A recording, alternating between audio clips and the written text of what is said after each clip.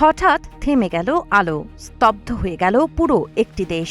হাসপাতাল, পরিবহন, শিক্ষা সবখানেই দেখা দিল চরম অচলাবস্থা। প্রশ্ন উঠেছে, এটি কি কেবল প্রযুক্তিগত বিপর্যয় নাকি দীর্ঘদিনের অর্থনৈতিক অবরোধের ভয়াবহ পরিণতি? সোমবার জাতীয় বিদ্যুৎ গ্রিড ভেঙে পড়ায় পুরো কিউবা অন্ধকারে ডুবে যায়। দেশটির জ্বালানি মন্ত্রণালয় জানিয়েছে, গ্রিড সম্পূর্ণ বিপর্যস্ত হয়েছে এবং কারণ অনুসন্ধানে তদন্ত চলছে। জরুরি সেবা চালু রাখতে সীমিত পরিসরে মাইক্রোসিস্টেম চালু করা হয়েছে। বিশেষজ্ঞদের মতে, সংকটের মূল কারণ জ্বালানির তীব্র ঘাটতি। জীবন অবাক না করলে কে করবে? 28% মিল্ক ফ্যাটের অবাক করার সাথে ফ্রেশ মিল্ক পাউডার। জীবন অবাক করুক প্রতিদিন।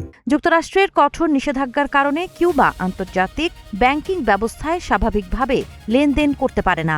একই সঙ্গে ভেনেজুয়েলা ও মেক্সিকোর মতো দেশ থেকেও আগের মতো জ্বালানি আমদানি বাধাগ্রস্ত হচ্ছে।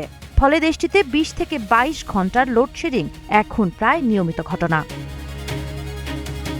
প্রেসিডেন্ট মিগুয়েল দিয়াজ কানেল অভিযোগ করেছেন, ওয়াশিংটন ইচ্ছাকৃতভাবে কিউবাকে অবরুদ্ধ করে সামাজিক অস্থিরতা তৈরির চেষ্টা করছে। যদিও যুক্তরাষ্ট্র বলছে, তাদের অর্থনৈতিক চাপের উদ্দেশ্য কিউবাকে রাজনৈতিক ও অর্থনৈতিক সংস্কারে বাধ্য করা।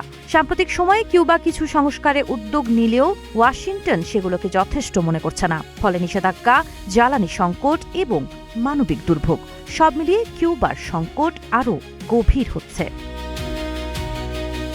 সাবা খান, নাগরিক প্রতিদিন।